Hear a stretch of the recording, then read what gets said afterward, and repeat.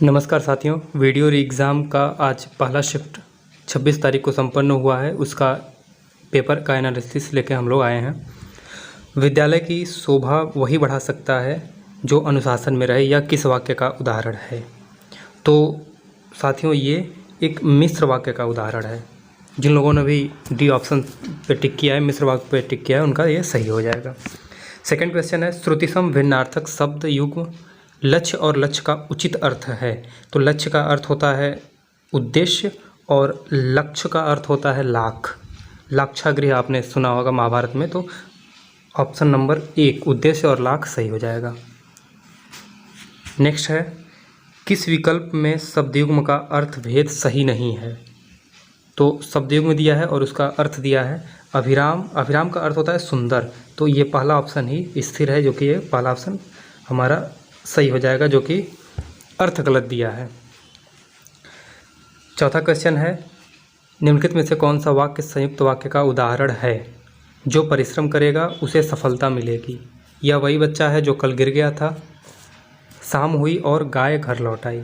जब दो स्वतंत्र वाक्य दिए हों और बीच में और वाह ऐसे करके कुछ संयोजक चिन्ह संयोजक शब्द लगे हों तो वाक्य संयुक्त वाक्य कहलाता है। तो ऑप्शन नंबर सी सही हो जाएगा। पांचवा प्रश्न है, बा तजुर्बा शब्द में कौन सा उपसर्ग है? तो तजुर्बा मतलब होता है अनुभव और इसमें बा शब्द लगा दिया गया है, तो ये हो जाएगा ऑप्शन नंबर डी। छठवां प्रश्न है, निम्नलिखित में से कौन सा वाक्य मिश्र वाक्य है? यज्ञदत्त देवदत्त को व्याकरण पढ़ाता है। वह उड़ती हुई चिड़िया पहचानता है। उसमें न पत्ते थे न फूल थे। मैंने सुना है कि आपके देश में अच्छा राज प्रबंध है। तो इसका हो जाएगा ऑप्शन नंबर डी। मैंने सुना है कि आपके देश में अच्छा राज प्रबंध है, ये मिश्र वाक्य हो जाएगा। सातवां प्रश्न है, निम्नलिखित में से शुद्ध वाक्य कौन सा है? उसे अनुत्तीर्ण होने की आशा है। तो कभी भी निगेटिव चीज़ में आशा नहीं लगाई जाती है, वो उसमें आशंका बोलते हैं उसको। अगला है, कृपया आज का अवकाश देने की कृपा करें। भारत में अनेक जातियाँ हैं। तो ये तीसरा ऑप्शन सही हो जाएगा, भारत में अनेक जातियाँ हैं। अगला है आठवां प्रश्न, निम्नलिखित में से कौन सा शब्द पुल्लिंग है? विकृति, संस्कृति, दंपति और प्रकृति, ये तीनों हमारे स्त्रीलिंग हैं। दंपति में पति पत्नी दोनों आते हैं और ये द्विवचन माना जाता है, तो इसलिए ये पुल्लिंग के रूप में पति को पति के रूप में रख के दंपति पुल्लिंग हो जाता है। आडंबर का पर्यायवाची शब्द नहीं है। ढोंग, पाखंड, ढकोसला। ढोंग, पाखंड, ढकोसला ये तीनों एक जैसे हैं। दर्प ये अलग है, यानी आडंबर का पर्यायवाची दर्प नहीं होगा। अगला है 10वें से 14वें प्रश्न है। ये पैसेज है, इसका क्वेश्चन सॉल्व करेंगे। बड़े बांधों का निर्माण करना अधिक जटिल क्यों होता है?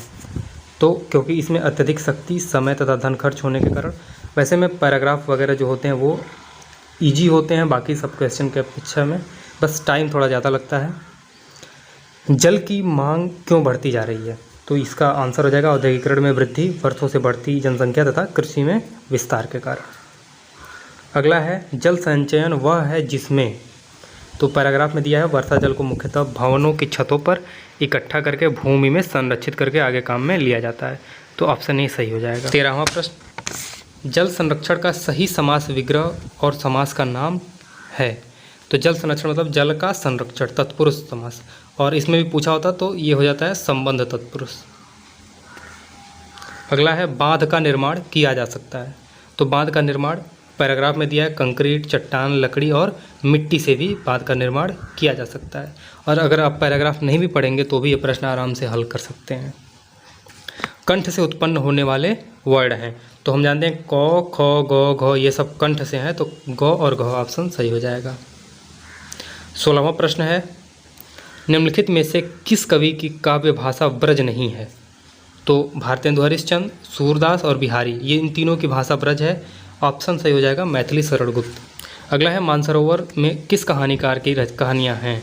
तो मानसरोवर नाम से एक कहानी संग्रह निकालते थे प्रेमचंद जी, जिसमें 8 भाग मानसरोवर का निकला है और 8 भाग में अनेकों कहानियाँ हैं। अध्यक्ष महानगर पालिका को लिखे जाने वाला शिकायत पत्र किस श्रेणी में आएगा? तो कभी भी शिकायत पत्र व्यक्तिगत श्रेणी में होता है, क्योंकि वो कोई भी अपना व्यक्तिगत शिकायत दर्ज कराता है तो उसे व्यक्तिगत पत्र बोलेंगे। जब प्रथम वर्ण व्यंजन और दूसरा वर्ण स्वर हो तो उनके मध्य की संधि होगी। जब भी कोई भी एक व्यंजन आ जाता है तो भले ही वो स्वर से मिले या व्यंजन से मिले, वो हमेशा व्यंजन संधि ही कहा जाएगा। ऐसे ही विसर्ग का है, अगर एक बार विसर्ग आ गया कोई भी पहला तो वो संधि विसर्ग संधि कही जाती है। कबीरदास की भाषा कौन सी है? तो कबीरदास की कोई निश्चित भाषा नहीं थी, वो सधुकड़ी भाषा, खड़ी बोली, अवधी ये सब मिक्स करके अपनी रचनाएं लिखते थे। लिखते नहीं थे, वो रचनाएं गाते थे। तो उसे पंचमेल खिचड़ी बोला जाता है, क्योंकि कई सारे भाषाओं का मेल था वो। एक भारतीय आत्मा किनको कहा गया है? तो भारतीय आत्मा माखनलाल चतुर्वेदी जी को कहा गया है। भारतीय आत्मा माखनलाल चतुर्वेदी। अगला है, संविधान के किस अनुच्छेद के अनुसार संघ की राजभाषा हिंदी और देवनागरी लिपि है? तो अनुच्छेद 343 है, इसमें कई सारे भाग हैं। इसमें कहा गया है कि राजभाषा हिंदी होगी और 10 वर्षों तक अंग्रेजी भाषा को चलाने का प्रावधान था, जो हर बार बढ़ता रहता है। प्राकृत, संस्कृत, अपभ्रंश, पाली, इन भाषाओं में प्राचीनतम भाषा कौन सी है? तो सबसे प्राचीनतम भाषा प्राकृत को माना जाता है, क्योंकि जो प्रारंभिक आर्यन थे उनकी भाषा प्राकृत थी। निम्नलिखित में से कौन सी रचना संग्रह ब्रज भाषा में है? तो ब्रज भाषा में रसखान रचनावली है, बाकी पद्मावत वगैरह ये सब, रामचरितमानस, अवधी है, कबीर ग्रंथावली, इसकी भाषा अलग है। अगला प्रश्न है, हम चूड़ियाँ पहन रहे हैं, वाक्य की क्रिया किस काल में है? तो रहे हैं इसका मतलब अभी काम हो चुका है ऐसा नहीं प्रतीत हो रहा है, ये काम अभी चल रहा है, कंटिन्यूअस है, तो इसे अपूर्ण वर्तमान काल कहते हैं। अंग्रेजी में इसको कंटिन्यूअस बोलेंगे, प्रेजेंट कंटिन्यूअस। निम्नलिखित में से कौन सा संधि विच्छेद सही है? तो महर्षि का संधि विच्छेद होता है महा प्लस ऋषि। महाविद्यालय में महाविद्यालय में, यह महाविद्या ये समास है। व्याकुल में हो जाएगा वी प्लस आकुल। मध्वरी ऑप्शन सही है, मधु प्लस अरि। 27वां प्रश्न है, निम्नलिखित में से अपादान कारक का प्रयोग किसमें नहीं हुआ है? जब भी नहीं आए तो थोड़ा सा ध्यान में रखना है, क्योंकि इसमें बहुत सारे प्रश्न जानते हुए भी गलत हो जाते हैं। यमुना नदी हिमालय से निकलती है, यानी वहाँ से अलग होती है, तो अपादान कारक हो जाएगा। बिल्ली छत से कूदी, ये भी अपादान कारक हो जाएगा। पिताजी कार से गए, तो कार से जाने का मतलब होगा कि उसके साथ गए, उससे अलग होकर नहीं गए, तो इसमें अपादान कारक नहीं है। वह चूहे से डरता है, तो जब भी डरने वाली बात होती है तो वहाँ पर अपादान कारक होता है, ये ध्यान में रखेंगे। से किस कारक का चिन्ह होता है? अब एक ही प्रश्न 2 बार पूछ दिया है, तो इसमें जिसको अपादान के बारे में जानकारी होगी वो आसानी से इसको कर लिया होगा। अपादान कारक में से होता है। वैसे करण में भी से होता है, लेकिन यहाँ करण ऑप्शन में नहीं है, तो अपादान कारक सही हो जाएगा। समझौता शब्द में कौन सा प्रत्यय लगा है? समझौता में औता प्रत्यय लगा है। समझ मतलब होता है कि एक दूसरे को समझ लेना, तो वैसे समझौता बना है। अगला 30वां प्रश्न है, निम्नलिखित में से व्यष्टि शब्द का विलोम? तो व्यष्टि का होता है समष्टि। बाकी वृष्टि, अच्छी, दृष्टि, ये सब इन सब का अर्थ अलग अलग है। व्यष्टि का विलोम हो जाएगा समष्टि। निम्नलिखित में से कौन सा समास का प्रकार सही नहीं है? पंचवटी मतलब गिनती हो रही है, तो द्विगु समास। विद्या भंडार, विद्या का भंडार। पर्ण कुटी, पर्ण का कुटी, तो इसमें द्वंद्व समास नहीं होगा, यानी ऑप्शन नंबर सी हमारा सही हो जाएगा। पर्ण कुटी में भी तत्पुरुष समास है। यथा नियम अव्यय विभाव समास, ये सही है। 32वां प्रश्न है, कबहू को हों यही रहनि रहोगो, श्री रघुनाथ कृपालु कृपाते संत स्वभाव कहोगो। तो इसमें शांत रस है, ये भगवान से बातें हो रही हैं, तो अक्सर इन सब इस तरह की चीज़ें या ज्ञान की बातें जहाँ होती है वहाँ शांत रस होता है। 33वां प्रश्न है, श्रृंगार रस का उदाहरण है? तो श्रृंगार देखें, गिरता न कभी चेतक तन पर, ये तो वीर रस हो जाएगा। उद्वेलित कर अश्रुरश्मियाँ, शोक रस। पांति केरा बुदबुदा असमानस की जात, पास ही मिलकर उगी है बीच में अलसी हटीली, तो ये है श्रृंगार रस। नील फूले फूल को सर पर चढ़ा कर कह रही जो छुए यह हृदय का दान उसका, ये है श्रृंगार रस। ऑप्शन डी सही हो जाएगा। 34वां प्रश्न है, निम्नलिखित में से कौन सा अर्थालंकार का प्रकार है? 34वां प्रश्न है, निम्नलिखित में से कौन सा अर्थालंकार का एक प्रकार है? तो अर्थालंकार हो जाता है रूपक अलंकार, बाकी सब शब्दालंकार है। निम्नलिखित में से मौन और संपन्न शब्द का सही विलोम है। तो मौन का अर्थ होता है नहीं बोलना, तो मुखर मतलब होता है अधिक बोलने वाला या मुंह पे बोल देने वाला। संपन्न का होता है धनी और विपन्न का अर्थ होता है गरीब, तो ये सही विलोम है। अगला है 36वां प्रश्न, किस वाक्यांश के लिए प्रयुक्त शब्द सार्थक है? यानी वाक्य के लिए एक शब्द, तो व्याकरण जानने वाला वीर प्रसु होता नहीं है, क्षण में नष्ट होने वाला क्षतिपूर्ति नहीं होता है, जिसमें सबकी सम्मति हो तो सर्वज्ञ नहीं होगा, जो बिना वेतन यानी अवैतनिक, बिना वेतन काम करने को बोलते हैं अवैतनिक। अगला है प्रति उत्पन्नमति। प्रति उत्पन्नमति का मतलब होता है कि जिसकी बुद्धि यानी जो तुरंत कोई चीज़ सोच ले, तो इसका अर्थ हो जाएगा जिसकी बुद्धि में तुरंत नई सूझ उत्पन्न हो, प्रति उत्पन्नमति। ऑप्शन नंबर बी सही हो जाएगा।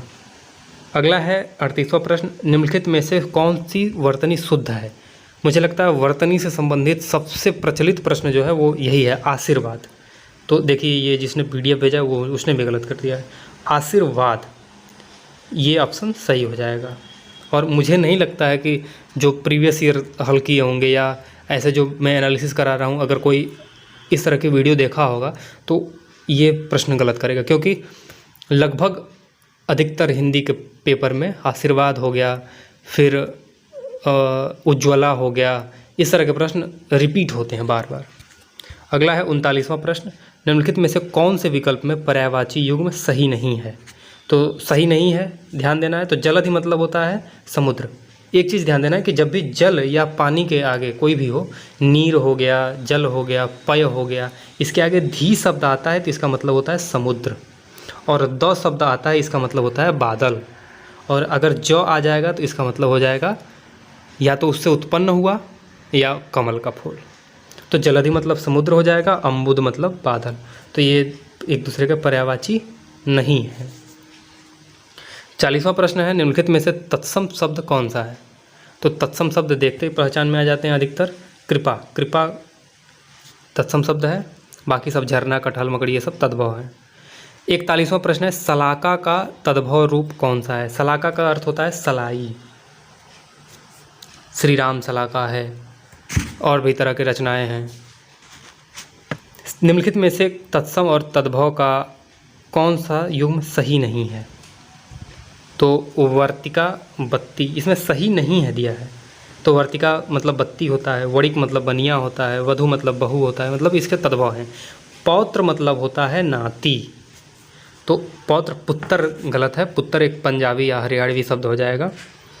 तरन तनुजा तख्तमाल तरुअर बहुछाए, ये अनुप्रास अलंकार का सबसे फेमस उदाहरण है। मुझे नहीं लगता कि हिंदी में कोई इतना कठिन प्रश्न पूछा है। अगर कोई हिंदी को बस रेगुलर फॉलो करता है, इंटरमीडिएट तक हिंदी ठीक से पढ़ा है ना, वो आसानी से इसको हल कर लेगा, क्योंकि फेमस प्रश्न पूछे गए हैं। जितने भी हिंदी के प्रचलित प्रश्न हैं वो सब इसमें दिए गए हैं, कोई कठिन प्रश्न नहीं है। तिथि शब्द का बहुवचन है, तो तिथि का होता है तिथियाँ, इसमें चंद्रबिंदी का ध्यान रखना है, चंद्रबिंदी वाला बहुवचन होता है। जब भी जैसे चिड़िया का चिड़िया हो जाता है तो उसमें चंद्रबिंदी होता है, न कि केवल बिंदी। घर का भेदी लंका ढा है, कहावत का निम्नलिखित में से कौन सा अर्थ है? तो जब भी कहावत को कोई कही जाती है तो वो उस सेंस में बिल्कुल उसका अर्थ नहीं होता है जिस सेंस में वो, जिस कहानी से वो ली गई होती है। जैसे घर का भेदी लंका ढा है, तो इसमें लंका की कोई बात ही नहीं है। लंका का अर्थ है अपना सर्वनाश करना, आपसी फुट से सर्वनाश करना। लंका का मतलब अपना संपत्ति, तो आपसी फुट से सर्वनाश होता है। अगला प्रश्न है, ठठेरा का स्त्रीलिंग कौन सा है? तो ठठेरा का हम बोलने के लिए भले ही ठठेरनी बोल दें, लेकिन ठठेरा का जो स्त्रीलिंग होता है वो ठठेरिन होता है, न कि ठठेरनी। आँखों का तारा, आँखों का तारा मतलब एकदम फेवरेट होना, अति प्रिय होना। मान न मान मैं तेरा मेहमान, कहावत का अर्थ बताइए। तो मान न मान मैं तेरा मेहमान मतलब किसी के ज़बरदस्ती गले पड़ जाना, वो भले ही इनकार कर रहा हो आपकी सेवा से, लेकिन आप उसके गले पड़े रहिए, तो उसको बोलते हैं मान न मान मैं तेरा मेहमान। निम्नलिखित में से उस वाक्य के शुद्ध रूप का चयन कीजिए। तो सबसे शुद्ध रूप इसमें सुहास, दरअसल ये पेपर पूरा मुझे नहीं मिला है तो इसका मैं सही अर्थ नहीं बता पाऊँगा, क्योंकि तुक्का मारना गलत हो सकता है। किस विकल्प में सभी शब्द तद्भव हैं? तो सुत, झरना, नयन, नयन में नयन तत्सम हो गया, गणपति तत्सम हो गया, इसमें सहज तत्सम हो गया। जबकि छकड़ा, काजल और खेत ये तीनों तद्भव हैं। तो ये 1 से लेकर 50 तक हिंदी के प्रश्न हो गए। ऐसे ही रीजनिंग के और जीएस के हम लोग हल करेंगे, जिसके लिंक आपको इस वीडियो के डिस्क्रिप्शन में या कमेंट बॉक्स में मिल जाएंगे। उम्मीद है आप लोग अच्छे से पेपर करके आए होंगे। पेपर कैसा भी हुआ हो, आप अगले जो भी परीक्षाएं हैं उसकी तैयारी करें। ये अब इसका चैप्टर क्लोज हो गया। वीडियो एग्ज़ाम के बारे में अब अधिक मत सोचिए, आगे की परीक्षाओं की तैयारी कीजिए। बेस्ट ऑफ लक, धन्यवाद।